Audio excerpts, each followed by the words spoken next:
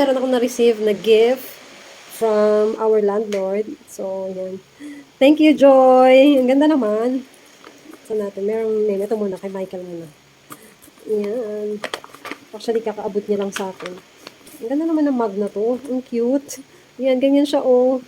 Tapos, anong klase ito? Parang ceramic. Tama ba? Ayun, meron siyang takip. Ang cute. I like this mug. Ito. Ito po. Ang ganda. Tapos yung name pa ni Michael. Oh, kahit malamig, mainit. Hindi ko mapapasok. Ganda. Thank you, Joy. Thank you very much.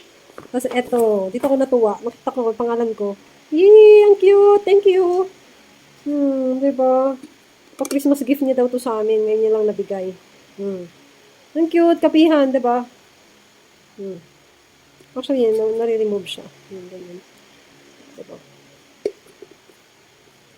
Cute. Thank you. Magkakapi na si Michael ngayon kasi meron siyang kapihan. Yan, ganda. Thank you.